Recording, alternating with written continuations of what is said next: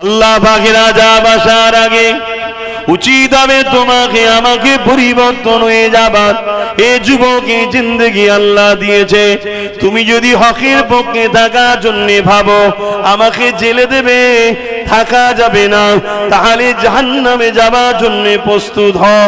হকের পক্ষে থাকার জন্য যদি মনে করো আমার রুজিটা কম হয়ে যাবে, তাহলে আখিরাতে আল্লাহর শাস্তির জন্য অপেক্ষা করো। আর দুনিয়া জমিনে যদি তুমি আল্লাহর উপরে ভরসা রেখে আল্লাহ তোমাকে যে দায়িত্বটা দিয়েছে, তোমাকে কুনতুম খায়রা উম্মাতিন করেছে, শ্রেষ্ঠ উম্মাত করেছে। কেন শ্রেষ্ঠ উম্মাত করেছে? তোমার কাজ হলো গরিবের চোখের পানি মোছা, তোমার কাজ হলো ক্ষুধার্ত মানুষকে খানা দেওয়া, তোমার কাজ হলো সমাজের অন্যায় থেকে সমাজকে বাঁচানো, তোমার কাজ হলো এই সমাজের মানুষকে ইনসাফের রাস্তা দেখানো। এর জন্য তোমাকে যদি সংগ্রাম করতে হয়, তোমাকে পিছিয়ে গেলে হবে না। ফয়সালা তো আল্লাহ পাক তৈরি করে, ফয়সালা আল্লাহর কুদরতি হাতে, কিন্তু তোমাকে আমাকে চেষ্টা করতে হবে। যেমন বদরের ময়দানে 313 জন আগিয়ে গেল, একদিকে 1000-এর উপরে 313 জনের তো ভাবা দরকার ছিল। ওদের সংখ্যা হলো 1000, ওদের হাতে তরোয়াল আছে, অস্ত্র আছে, সবে তারা মুসলমান হয়েছে। তাদের বাপ দাদু আমার রাসূলুল্লাহর হাতে হাত দেয়নি গো। তাদের মধ্যে অনেকে ভুল রাস্তায় চলে গিয়েছিল, অনেকের বাপ দাদু নবী ইব্রাহিমের দিনে ছিল, বেশিরভাগটা অন্য দিকে ছিল। এই যুবকেরা তথাপিও তাদের মধ্যে একবারও চিন্তা আসেনি যে ওদের গায়ে লোহার ড্রেস রয়েছে, আমাদের গায়ে ছিঁড়া ফাটা জামা রয়েছে, ওদের গায়ে এত ক্ষমতা রয়েছে, ওদের সংখ্যা বেশি।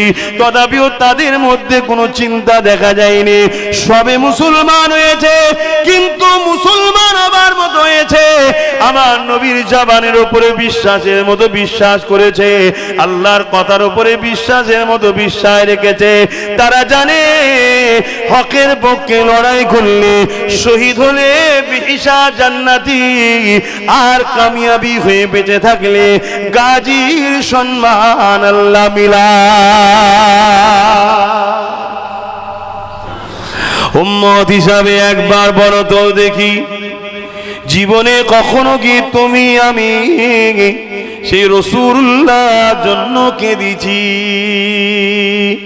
অথচ রাসূলুল্লাহ বিদায় হজে চলে যাবার সময় বললেন, এ আমার উম্মত উম্মতিরা, আমি রাসূলুল্লাহ দুনিয়া থেকে চলে যাব, আমি তোমাদের কাছে 63 বছর দুনিয়াবি জিন্দেগি কাটালাম, আমি তোমাদের কাছে রেখে গেলাম 3টে জিনিস।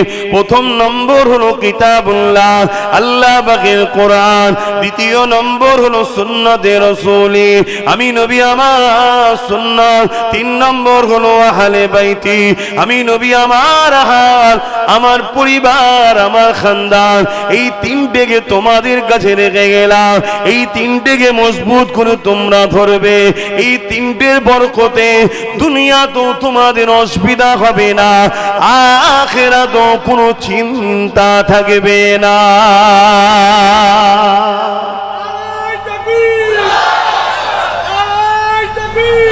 আল্লাহু আকবার। ভেবে দেখো, তাহলে রসুলকে যদি আমরা ভালোবাসতাম, তাহলে নবী কটা জিনিস রেখে গেলেন? ধরতে বলেছেন না? বলেন না? ধরিছি আমরা? কোরআন কই ধরিছি? কোরআন তো ঘরে কিনে একটা রাখতে রেখেছি, ধুলো পড়ে গেলেও দেখার সময় নেই। দ্বিতীয় নম্বর কি? রাসূলের সুন্নাহ, নবীর সুন্নাহ কি? নবী যেটা করেছে আমরা করি, বলো। 3 নম্বর হলো আহলে বাইতি, নবী বলেন আমার আহাল, আমার পরিবার, আমার খানদান, তাদের নেতৃত্ব মানো, তাদেরকে ধরো। আমরা ধরিছি? যেমন বাংলা পূর্ব ভারতের জমিনে নেতৃত্ব দিবার জন্য নবী বংশের আওলাদ মুজাদ্দিদুল জামান সৈয়দনা আবু বকর সিদ্দিক দাদা হুজুর রহমাতুল্লাহ আলাইহিকে আল্লাহ পাঠিয়েছিলেন, তেনার খলিফারা বা আপনাদের পূর্বপুরুষরা তিনাকে ধরার মতো করে ধরেছে। জোরে বলুন সুবহানাল্লাহ। আপনারা ধরেছেন সেইভাবে? তার আওলাদরাও রয়েছে তো এখন, সেভাবে কি ধরি? ধরি না।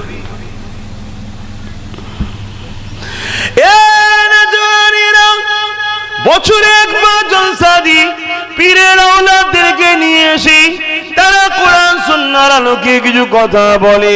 ওই জায়গায় আমরা বসে শুনে নিলাম, নারে তাকবীর আল্লাহু আকবার দিয়ে দিলাম, কিন্তু যে কথাগুলো বলে গেল ওই কথাগুলোকে জীবনে আখলাকে চলার পথে কতটা মানতে পারলাম? এ যুবকেরা, তরুণেরা, বাপেরা, এই দুনিয়া জমিন কিন্তু তোমার আমার জন্য চিরস্থায়ী নয়। মনে রাখবেন, আল্লাহ ছাড় দিয়েছে, ছেড়ে কিন্তু দেয়নি। একদিন না একদিন তোমাকে আমাকে উঠিয়ে নেওয়া হবে। তুমি সাধারণ মানুষ হওয়ার আলেম হও, তুমি মুরিদ হওয়ার পীর হও, তুমি নেতা হওয়ার প্রজা হও, তুমি রাজা হও আর যাই হও, সবাইকে আল্লাহ পাক উঠিয়ে নেবে। কেননা এই জমিন আসমানের একমাত্র মালিক আল্লাহ। লিল্লাহি মা ফিস সামাওয়াতি ওয়া মা ফিল আরদ। জমিন আসমানের একমাত্র মালিক, সৃষ্টিকর্তা হলেন আল্লাহ, এবং লাহু মুলকুস সামাওয়াতি ওয়াল আরদ। জমিন আসমানের রাজত্ব আল্লাহ পাকের কুদরতি হাতে রয়েছে। এ যুবকেরা, তরুণেরা, এ আমার নবী পাকের উম্মত উম্মতিরা, আল্লাহ পাক এই দুনিয়া জমিনে বহুত লোভের জিনিস রেখেছে। এই লোভের জিনিস দিয়ে তো তোমাকে আমাকে পরীক্ষা নেওয়া হবে। তুমি আমি যদি আব্বা ইব্রাহিমের মতো প্রেমের পরীক্ষায় পাশ করতে পারি, তাহলে 4000 বছর আগে চলে যাওয়ার পর আজ ইব্রাহিম নবীকে ইয়াদ সবাই রেখেছে। কেননা ইব্রাহিম নবী আল্লাহকে দিলে জায়গা দিয়েছিল, ইব্রাহিম নবী আল্লাহকে ভয় করেছিল। এই পৃথিবীর আগুন ইব্রাহিম নবীকে পুরাতে পারেনি, জাহান্নামের আগুনও ইব্রাহিম নবীকে ভয় করবে। কেননা আল্লাহর প্রেমের আগুন ইব্রাহিম নবীর দিলে এমন ভাবে ছিল। এ যুবকেরা, তরুণেরা, বাবেরা, ইব্রাহিম নবী হলো তোমার আমার আব্বা জান, তিনি মুসলিম জাতির পিতা। এই জমিনের উপরে যখন তিনি আসে, আল্লাহ বা তিনাকে পাঠিয়েছিলেন নায়ের বাণী মানুষের কাছে পৌঁছে দেওয়ার জন্য, যেটা আজকে উলামা হাজরাতরা করছে। আর কোন নবী আসবে না, আমার নবী হলেন শেষ নবী। ওই কাজ এখন উলামারা করতে লেগেছে। এ যুবকেরা, তরুণীরা, বেরা, ইব্রাহিম নবী যখন ন্যায়ের কথা বলতে লেগেছে, ইনসাফের কথা বলতে লেগেছে, ইনসানিয়াতের কথা বলতে লেগেছে, একত্ববাদের কথা বলতে লেগেছে, এক কথায় আল্লাহর দ্বীন ইসলামের কথা বলতে লেগেছে, তৎকালীন সময় ক্ষমতাশালী পৃথিবীর রাজা নমরুদ ইব্রাহিম নবীর বিরুদ্ধে লেগে গেল।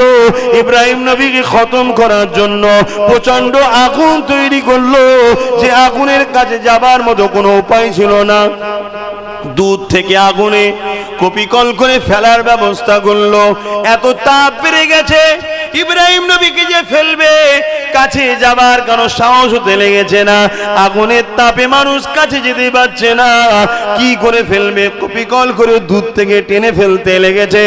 ইব্রাহিম নবীকে যখন কপিকল খোরানো হচ্ছে, এবারে ছুঁড়ে ফেলা হবে, হযরতে জিবরাইল চলে এসেছে। ওই চরকি বা কপিকল যেটাতে ঘুরিয়ে টেনে ছুঁড়ে ফেলবে, তৎকালীন সময় যে সিস্টেমটা ছিল ওটাকে জিবরাইল সাল্লাম ধরে ফেলেছে। ধরে ফেলে বলতে লেগেছে, ভাই ইব্রাহিম, যদি আপনি বলেন আমি সাহায্য করব, এদের নাম নিশানা মিটিয়ে দেব, এখানে ঝাপটা দেয় দানা দিয়ে এদেরকে সরিয়ে দেব। হযরত ইব্রাহিম নবী তোমার আমার আব্বা কি বলেছিল, হে হযরত জিবরাইল, আপনি এখান থেকে যান, আপনি এই সময় আমায় ডিস্টার্ব করবেন না, কারণ আমার মালিক আমাকে পরীক্ষা নিতে লেগেছে। একদিকে বিশাল আগুন, আর একদিকে হলো আমার মালিকের উপরে আমার ভরসা কতটা, এই পরীক্ষা নিতে চলেছে। এই সময় আপনি ডিস্টার্ব করবেন না। ইব্রাহিম নবী বলেন, আমি আগুনে পড়বো, এটা আমার আল্লাহ দেখতে পায়, কেন তিনি কানা নয়, অন্ধ নয়, তিনি সব দেখতে পাচ্ছে। যদি আমার আল্লাহ ইব্রাহিমকে বাঁচাতে চায়, আমি অবশ্যই বেঁচে যাব। আর আমার আল্লাহ যদি ইব্রাহিমকে আগুনে ফেলে পুড়িয়ে যদি আল্লাহ খুশি হয়, আমি আমার আল্লাহর খুশির জন্য একবার নয়, হাজারটা যদি আল্লাহ জান দেয়, হাজার বাড়ি আল্লাহ যাতে রাজি, আমি ইব্রাহিম আল্লাহর জন্য পুড়তে রাজি আছি। আরো জোরে বলুন সুবহান।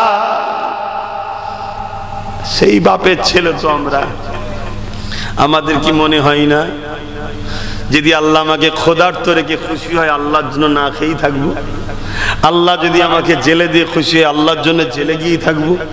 আল্লাহ যদি আমাকে গরিব করে খুশি হয় আল্লাহর জন্য গরিব হয়ে থাকবো। আল্লাহ যদি আমাকে বড় লোক করে দান করিয়ে সব শেষ করিয়ে দিতে বলে আমি তাই করি শেষ করব, আল্লাহর জন্য করব। এই চিন্তা কি আমাদের মধ্যে কখনো আসে? আসে না। কেন আসে না? আমাদের বাপ দাদা তো খারাপ ঘরের ছিল না। আমাদের বাপ দাদু তো খারাপ ঘরের লোক নয়। খারাপ ছিল নাকি তোমাদের দাদুরা? আর মুরব্বী আব্বাজানের আব্বারা কি খারাপ ছিল? আল্লাহর অনেক ভালো মানুষ ছিল। এরকম হয়ে গেলাম কেন আমরা? আমাদেরকে এই পশ্চিমা দুনিয়ার নেশায় ঢুকানো হয়েছে। আমাদেরকে চতুর্দিক দিয়ে ধরে টানা হচ্ছে, এইদিকে আয়, জলসাই যে কি হবে, নাচ দেখবি আয়, জলসাই যে কি হবে, মেলা হচ্ছে চ, জলসাই যে কি হবে, খেলা হবে চ, জলসা গিয়ে কি হবে, এলে নেশা কর, জলসাই গিয়ে কি হবে, এলে 200-500 টাকা ফ্রিতে পাওয়া যাবে ওখানে চ। এইরকম করে চারিদিক দিয়ে আমাদেরকে আঁচড়ে আঁচড়ে আঁচড়ে আঁচড়ে দুনিয়াদার বানিয়ে দেওয়া হয়েছে। আমাদের খেয়ালই নাই। দুনিয়াদারি করতে হবে, পাকে থাকতে হবে, গায়ে কাদা লাগালে হবে না। দুনিয়াদার করতে হবে, সংসার করতে হবে, সন্তানকে মানুষ করতে হবে। ব্যবসা করাটাও ইবাদত। ব্যবসা করলে নেকি হয়। আপনি হালাল ইনকাম করবেন, খাবেন, আপনি সব দেবে আল্লাহ। জোরে বলুন সুবহানাল্লাহ। কিন্তু দালালির নাম ইসলাম নয়, হালাল ইনকাম করার নাম ইসলাম। কিন্তু আজকে আমরা দালাল হয়ে গেছি। খারাপ নেবেন না, মাফ করবেন, আমি কাউকে ব্যক্তিগত আঘাত দিচ্ছি না, কিন্তু সত্য কথা বলছি। আপনারা খেয়াল করে ঠান্ডা মাথায় আজকে রাত্রিরে শোবার সময় একটু ভাববেন তোমার এই কথাটা। আপনাদের প্রত্যেকের গলায় প্রত্যেকের কথা বলে যাচ্ছে। আমি কাউকে ছোট বড় অপমান করতে চাইছি না, সত্যটা কথা বলছি। প্রত্যেকের গলায় একটা অদৃশ্য বেল লাগানো আছে। দেখুন তো, আজকে ঠান্ডা মাথায় ঘরে গিয়ে শোবেন যখন, একটু চিন্তা করে দেখবেন আমাদের প্রত্যেকের গলায় একটা অদৃশ্য বেল লাগানো আছে। আমরা কথা বলতে গেলে ভাবতে হয় যে ও নারাজ হবে না তো, ও অখুশি হবে না তো, ও বেজার হয়ে যাবে না তো, ও নারাজ হয়ে যাবে না তো। একবারও আমরা কেউ ভাবি না এই কথাতে আল্লাহ বেজার হবে না তো। এটা ভাবি না আমরা। কেন? আমাদের গলা থেকে আল্লাহর দাসত্বের বেল খুলে গেছে, খুলে গিয়ে দুনিয়ার নকল প্রভুদের বেল পড়ানো হয়ে গেছে। আমরা তাই এদের কথা ভাবি, আল্লাহর কথা ভাবি না। আর যাদের গলায় আল্লাহর বেল এখনো লাগানো আছে এই সমাজে আছে, নেই বলবো না, সেটা খুব কম, খুব কম। যেমন সমাজ থেকে অনেক শাকসবজি দেখবেন উঠেই যাচ্ছে, খাদ্য। ব্যাংক দেখা যায়, ব্যাংক ভাই, ব্যাংক দেখা যায় আর সমাজে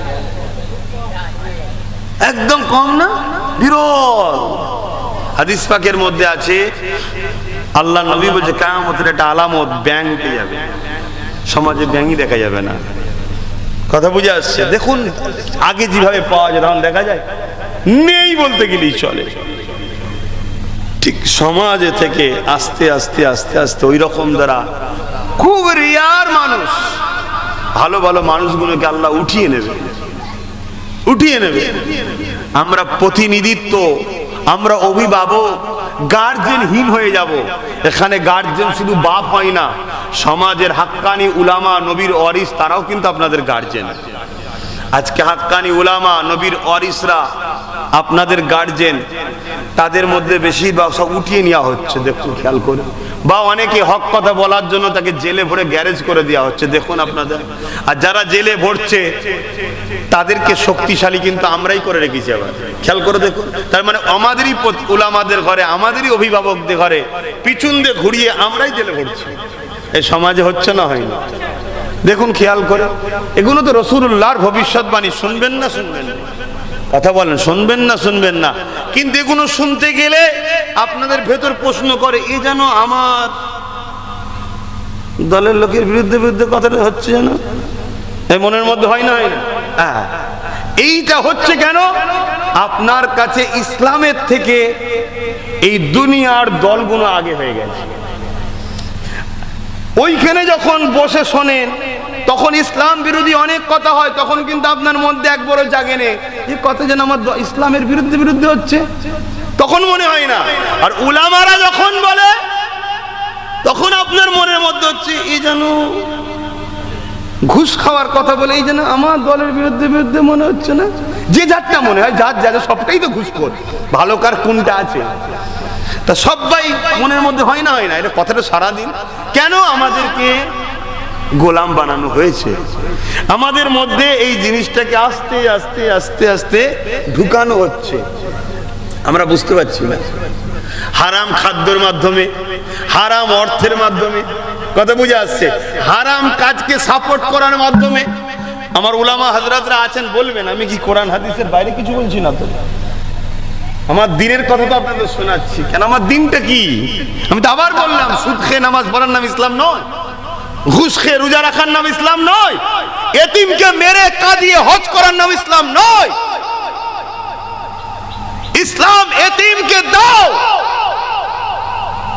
তুমি আল্লাহকে সিজদা করো, কিন্তু তোমার পরনা জামাটাও যেন হারামের পয়সাই না থাকে, ওই সিজদা আল্লাহ লাই। জোরে বলুন সুবহানাল্লাহ।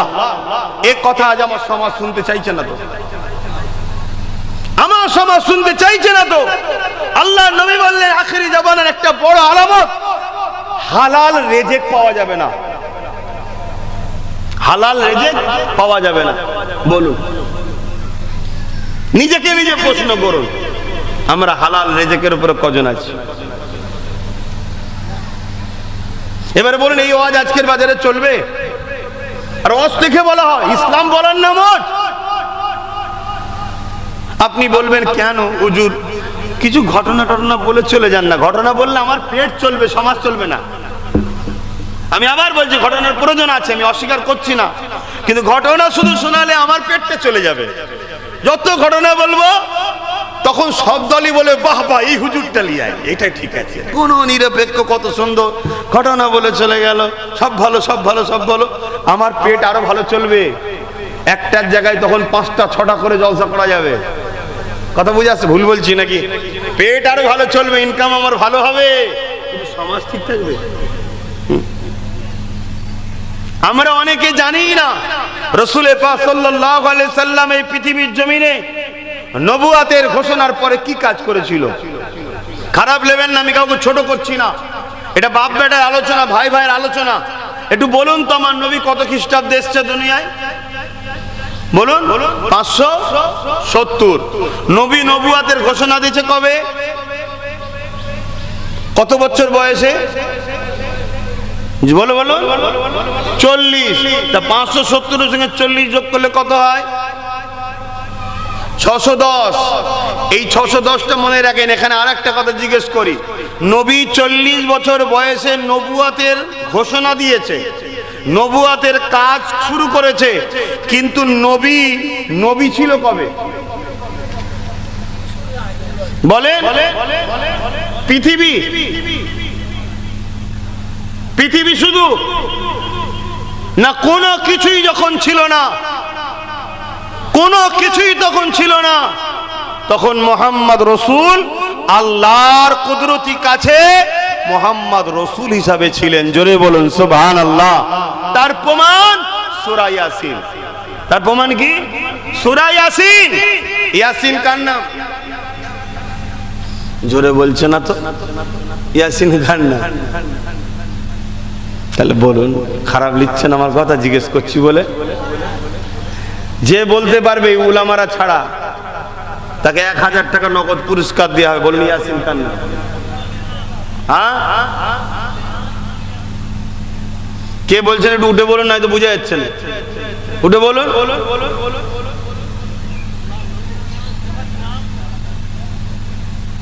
আমার রাসূলুল্লাহর নাম ইয়াসিন। মাশাআল্লাহ।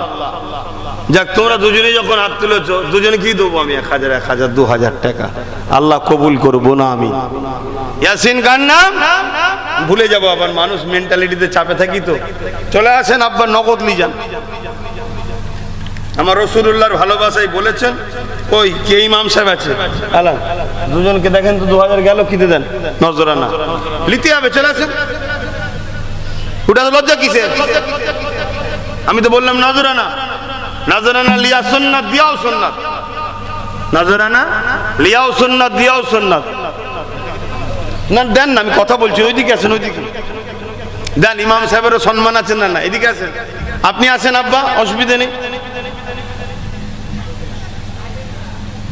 আসেন। এই চেতনা ফিরবে, এটা ফিরবে সমাজের মধ্যে। আগামী দিন বাচ্চাদের মধ্যে শিক্ষা চেতনা আসবে। শোনেন খুব ভালো করে, আমি কি বলছি শুনছেন? তাহলে ইয়াসিন কার নাম? আমার রাসূলুল্লাহর নাম। জোরে বলুন সুবহানাল্লাহ। যখন কোনো কিছু ছিল না, দেন আমার আব্বাকে নজরানা দেন। যখন কোনো, আচ্ছা এখানে বাচ্চাদেরকে খাইয়ে দেবেন, আপনি বাচ্চাদেরকে দেবেন, ঠিক আছে বসে। আচ্ছা মা আছে দেবেন, আমি যখন নিয়ত করেছি কাজ মিটে গেছে, দাদা মা আছে দাদা।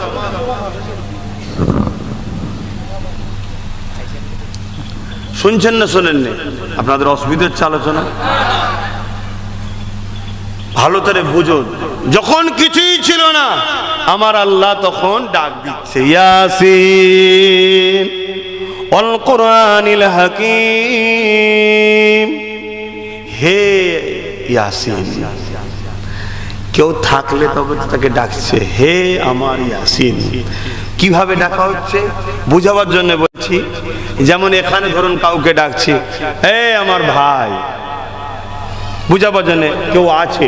আমার আল্লাহ আমার রাসূলকে একেবারে কুদরতি কাছ থেকে ডাকছে, হে আমার ইয়াসিন। জোরে বলুন সুবহানাল্লাহ। তখন মুহাম্মদ রাসূল ছিলেন। এটাও একটা পশ্চিমা দুনিয়াদের কালচার, নকল ইসলামের একটা সিস্টেম। আমাদেরকে খাওয়ানো হচ্ছে নবী 40 বছরে নবী হয়েছে, তার আগে নবী ছিল না। বলুন নাউজুবিল্লাহ। নবী ডিউটি পেয়েছে যখন কায়নাত ছিল না, 40 বছর বয়সে দুনিয়া এসে ডিউটির কাজে জয়েন্ট হয়েছে। কিছু বুঝাতে পারলাম? চাকরি পায় মানুষ অনেক দিন আগে, চাকরির লিটার চলে এসেছে, চাকরি পেয়ে গেছে, জয়েন্ট হওয়ার একটা দিন থাকে না?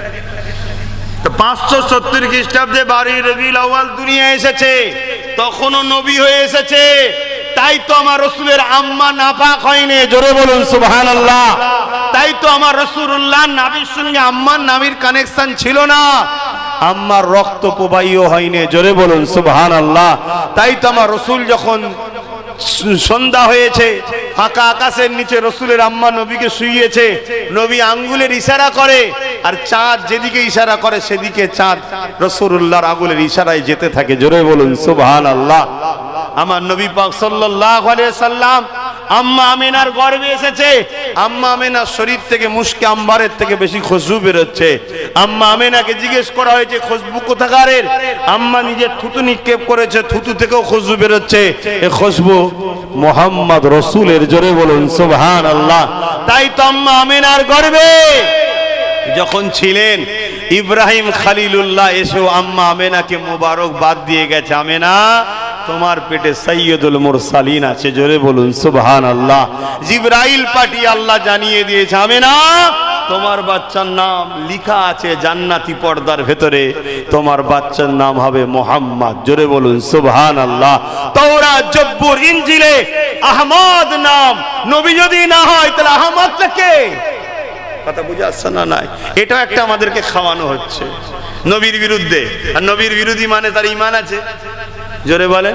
আর ঈমান যার নেই তার ওকে সাহায্য আছে। বদরে জিতেছিল সংখ্যা জোরে না ঈমানের জোরে? আজকে আমাদের সংখ্যা বেশি, ঈমান কমজোর বলে জিততে পারছি না। ঈমান নেই বলবো না, দুর্বল দুর্বল। তো যাক, তাহলে আমি যে কথা বলতে চাইছি, নবী 40 বছর বয়সে নবুয়াতের ঘোষণা দিয়েছে, নবুয়াতের কাজ শুরু করেছে। তাহলে 570 থেকে 40 যোগ হলে 610। আর নবী মেরাজে গেছে কবে বলুন? 27 রজব জানি, কিন্তু কত খ্রিস্টাব্দ কত? 621। মনে থাকবে কত? 600। একটু সবাই মুখে বলে। এই তথ্যটাকে ভালো করে ব্রেনে ঢুকিয়ে নেন, না আপনারা ধ্বংসের দিকে যাচ্ছেন। তা মন দিয়ে শোনেন। তাহলে 610-এ নবী নবুয়তের ঘোষণা করেছে, আর 621-এ মেরাজে গেছে। মেরাজ থেকে নামাজ এনেছে। কোথা থেকে? মেরাজ থেকে। খুব ভালো করে শুনবেন। তার আগে কি নামাজ ফরজ ছিল? কথা বলেন, কথা বলেন। রোজা মেরাজ থেকে এনেছে, তার আগে কি রোজা ফরজ ছিল? তাহলে মেরাজ থেকে রোজা নামাজ ফরজ হয়েছে কবে? ওটা 621-এ। আর নবী নবুয়তের কাজ করেছে কবে? 610-এ। এই 11টা বছর নবী কি করেছে? এই 11টা বছর যেটা করেছে ওটাও তো নবুয়তেরই কাজ। এই নবুয়তের 11 বছর কি করেছে বলুন? আমরা জানি। আমাদেরকে ভুলিয়ে দেওয়া হয়েছে। কারা ভুলিয়েছে? পশ্চিমা দুনিয়াদের অর্থে চলা একদল মুসলিম দরদি স্কলার বলতে পারেন, বক্তা বলতে পারেন, পীর সাহেব বলতে পারেন, পীরজাদা বলতে পারেন, ইমাম বলতে পারেন, মৌলভী সাহেব বলতে পারেন, যাই বলতে পারেন, এটা ষড়যন্ত্র একটা। এই 11টা বছর ধরে রাসূল যা করেছে ওইটা থেকে আমাদেরকে বহু দূর সরিয়ে দেওয়া হয়েছে। কেন? এই 11টা বছরের কাজ যদি আমাদের কাছ থেকে চলে যায়, হাজার নামাজ পড়েও কবুল হবে না, হাজার রোজা রেখেও কবুল হবে না, হাজার হজ করেও কবুল হবে না, হাজার দান খায়রাত মসজিদ মাদ্রাসা দান সব করেও কিচ্ছু কাজে লাগবে না। কেন? এই 11টা বছরের কাজটাই হলো আমাদের জন্য সর্বপ্রথম কাজ। তার জন্যই আল্লাহ আমাদেরকে বলেছে তোমরা শ্রেষ্ঠ উম্মত, কুনতুম খায়রা উম্মাতিন, তোমরা শ্রেষ্ঠ উম্মত। কি জন্যে? কি জন্যে? এই 11টা বছর রাসূল কি করেছে? এই 11টা বছর ধরে রাসূল পৃথিবীর প্রত্যেকটা অত্যাচারী শাসককে চিঠি করেছে, এই অত্যাচার বন্ধ করো, জুলুম বন্ধ করো, নারী হত্যা বন্ধ করো, এতিমের হক মারা বন্ধ করো, বিধবাকে জুলুম করো বন্ধ করো, প্রজাদের উপর অত্যাচার বন্ধ করো, লেবাস শ্রেণীকে গোলাম দাস দাসী বানিয়ে রাখা বন্ধ করো। পৃথিবীতে যা অত্যাচার হতো, যা সন্ত্রাসী হতো, যা দুর্নীতি হতো, যা খুন খারাপি হতো, যে যে ক্ষমতাই করেছে আল্লাহর নবী তাদের বিরুদ্ধে চিঠি করেছে, ফিরে আসো, নাই মুহাম্মদ রাসূল তোমাদের বিরুদ্ধে গরিবের পক্ষে, অসহায়ের পক্ষে, মানবতার পক্ষে, ইনসাফের পক্ষে, নারীদের পক্ষে, মজলুমের পক্ষে দাঁড়িয়ে তোমাদের বিরুদ্ধে সংগ্রাম করবে। নবী তখন কজন? বলুন, একা। কোন জোরে নবী কথা আমাদেরকে শিখাচ্ছে? বলেছে, বলুন, আল্লাহর পাওয়ার। উম্মত, তোমাদের জন্য তো মুহাম্মদ রাসূল মডেল, তোমাদের জন্য আমাদের জন্য তো মুহাম্মদ রাসূল তো মডেল। লাকাদ কানা লাকুম ফি রাসূলিল্লাহি উসওয়াতুন হাসানাহ। নবী হলেন সবথেকে উত্তম মডেল। নবী 11টা বছর ধরে সংগ্রাম করে এই পৃথিবীর অত্যাচারকে বন্ধ করেছে, জুলুমকে বন্ধ করেছে, খুন বন্ধ করেছে, ধর্ষণ বন্ধ করেছে, নেশা বন্ধ করেছে, রেপ বন্ধ করেছে, জুলুম রাজত্বকে খতম করেছে, অত্যাচারী শাসকদের হাত থেকে প্রজাকে বাঁচিয়েছে, ইনসাফ প্রতিষ্ঠিত করেছে, ইনসানিয়ত প্রতিষ্ঠিত করেছে, গরিবের হকের ব্যবস্থা করেছে, এতিমের অধিকার দিয়েছে, বিধবার অধিকার দিয়েছে, নারীদেরকে জ্যান্ত পুঁতে দেওয়া হতো রাসূল বন্ধ করেছে। যখন পুরো জঙ্গল সন্ত্রাস অত্যাচার বন্ধ হয়ে যাওয়ার পর সমাজ পৃথিবী যখন না ইনসাফ ইনসানিয়াত মানবতা পেয়েছে, জঙ্গল পরিষ্কার হয়ে গেছে, আমার আল্লাহ তখন 27 রজবে রাসূলে পাককে 621 মেরাজে ডেকেছে, বন্ধু আসুন। নবী গেছে, আল্লাহ বলেছেন ওই পরিষ্কার পৃথিবীতে এবার নামাজের চাষ করুন, রোজার চাষ করুন। তাহলে আমার রাসূলুল্লাহর ওই কাজটা করবে কে? বলুন। প্রত্যেকটা গ্রামে বলুন এতিম সম্মান পায়, বিধবা মর্যাদা পায়। বলুন, বলুন। গ্রামের জুলুম বন্ধ হয়েছে, সন্ত্রাস মুক্ত গ্রাম আছে, নেশা মুক্ত গ্রাম আছে, চোর মুক্ত গ্রাম আছে, খনি মুক্ত গ্রাম আছে। কিসের বলছে এটা? ইসলামের গ্রাম, মুসলমানদের গ্রাম। প্রত্যেকটা গ্রামে জুয়া, লেডে লটারি, নেশা, মদ, গান, নাচ বড় প্ল্যান করে মুসলমানের গ্রামে ঢুকিয়ে দেওয়া হচ্ছে। হচ্ছে না? হয়নি। কিন্তু ওর বিরুদ্ধে কথা বলার নামাজি মুসল্লি বাপেদেরও ক্ষমতা আছে। কেন ক্ষমতা নয়? ওদের পিছনে ক্ষমতাশালী শাসকরা রয়েছে। কেন? শাসক জানে ইসলামকে মিটাতে হবে, ডাইরেক্ট ইসলামের বিরুদ্ধে বললেই ক্যাচাল হবে। মদ দে, ইসলামের বিরোধী; জুয়া দে, ইসলাম বিরোধী; নেশা দে, ইসলাম বিরোধী; গান দে, ইসলাম বিরোধী; জিনার ব্যবস্থা কর, ইসলাম বিরোধী; খুন করা, ইসলাম বিরোধী। আমরা সবাই ইসলাম বিরুদ্ধে। আমি করিনি খুন, আমি নেশা করিনি, কিন্তু নেশাকারীকে তো সাপোর্ট করি।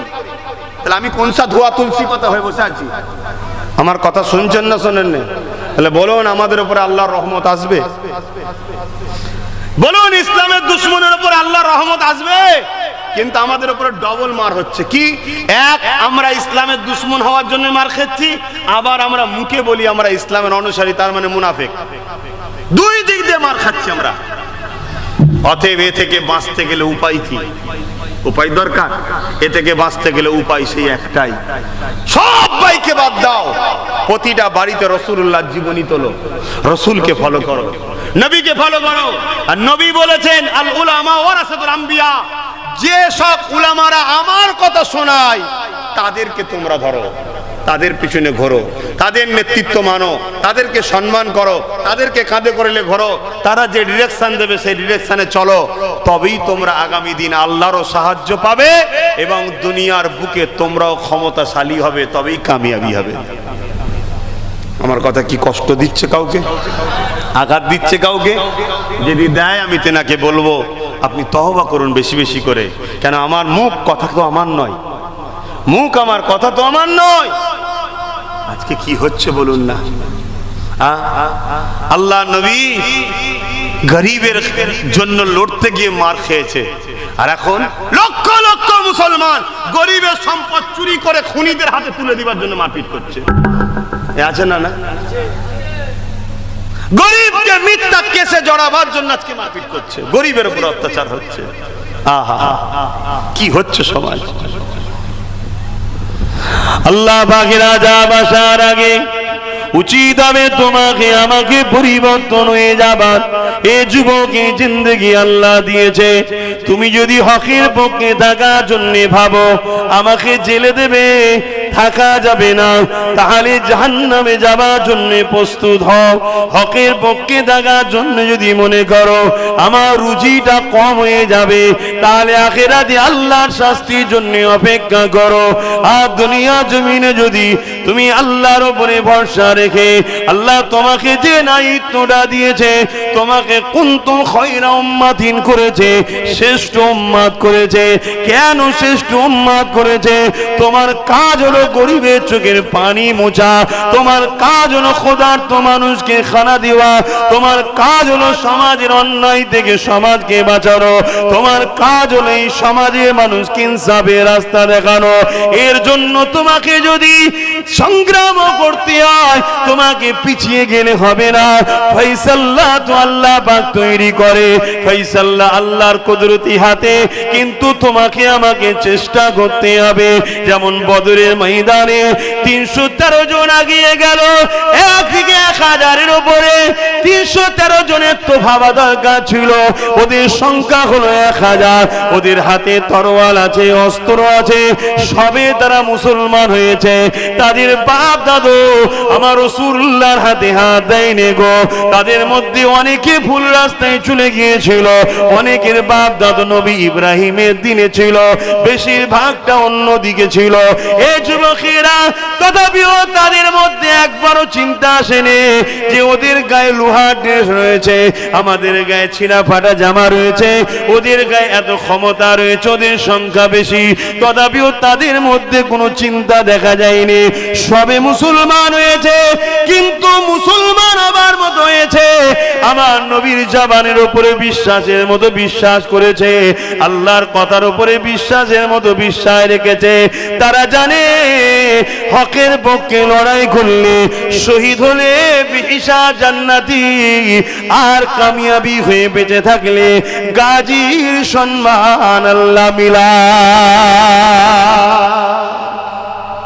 তারা জানে দুনিয়া চিরস্থায়ী নয়, এই বিশ্বাস তাদের মধ্যে ছিল।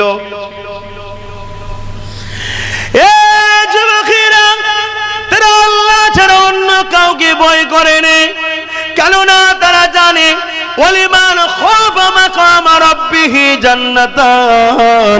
আমার আল্লাহ সূরা রহমানে জানিয়ে দিয়েছে, যারা আমাকে ভয় করে, আমি আল্লাহকে শুধুমাত্র ভয় করে, তাদেরকে আমি আল্লাহ দুটো জান্নাত দেব। তাই পৃথিবীতে কত লোক রয়েছে সামনে, ওনারা দেখেনে, ওনারা ভরসা আল্লাহর উপরে রেখেছে। যদি এই লড়াই আল্লাহ আমাকে মৃত্যু দেয়, আমি বিহিসাব জান্নাত পাবো। এমনি তো মৃত্যু হবে, কমসে কম হকের পক্ষে যদি লড়াই করি, আর যদি মৃত্যু না কপালে থাকে, আমি হকের বিরুদ্ধে যেমন হকের পক্ষেও যদি না দাঁড়ায়, অন্যায়ের পক্ষেও যদি দাঁড়ায়, অন্যায় যদি পাহাড় সমান পর্যন্ত থাকে, সেখানেও তো মৃত্যু হতে পারে। তাই তিনারা কোনো দিকে না তাকিয়ে আল্লাহ ও রাসূলকে খুশি করার জন্য ঝাঁপিয়েছে। আর 313 জনকে আমার আল্লাহ পাক কামিয়াবি দিয়ে দিয়েছে। আরো জোরে বলুন সুবহান। এই লড়াইটা কিসের ছিল ভাই? এই লড়াইটা কিসের ছিল? এক কথায় হক আর না হকের। কিসের লড়াই? হক আর না হকের। একদল জালিম শাসকের বিরুদ্ধে মজলুমদের পক্ষে দাঁড়িয়েছে 313 জন। জোরে বলুন সুবহানাল্লাহ। জালিম শাসকটাকে আবু জেহেল, উতবা, সাইবা, আবু লাহাব, তারা তখন সমাজকে পরিচালনা করত, ক্ষমতাশালী তারা। তাদের বিরুদ্ধে এই লড়াইটা ছিল। কিসের জন্য? তারা মানুষকে জুলুম করত। তারা মদিনার উপরে হামলা করার প্ল্যান করেছিল, মদিনার বাসীকে লুটতে চেয়েছিল। কেন? মদিনাবাসী রসুলকে সাথ দিয়েছে তাই। কথা মাথায় ঢুকছে? আজ আমাদেরকেও লুটতে চায়, আমাদেরকেও মারতে চায়, আমাদেরকেও মিটিয়ে দিতে চায়। কেন? আমরা রাসূলুল্লাহকে মানি, দ্বীন ইসলামকে অ্যাকসেপ্ট করেছি তাই। আছে না নাই? কিন্তু দুঃখ এতটা জায়গায় আমরা সেই ঈমানের ক্ষমতা থেকে পিছিয়ে গেছি। আমরা জালিমকে দেখে ভয় করি, আল্লাহকে ভয় করি না। আর আমার আল্লাহ বলছে যে যার অন্তরে আমার ভয় আছে, দুনিয়া তাকে ভয় করবে, দুনিয়া তাকে ভয় করবে। প্রত্যেকটা সন্ত্রাসের অন্তরে আমার প্রেমিকদের ভয় আমি আল্লাহ ঢুকিয়ে দিই। জোরে বলুন সুবহানাল্লাহ। তার হাতে কিছু নেই, তার হাতে কিছু নেই, তারপরেও তাকে দেখে ভয় করবে। এ কথা বুঝছেন না? বোঝেন না কেন? আল্লাহ ভয় ঢোকায় জালিমদের অন্তরে।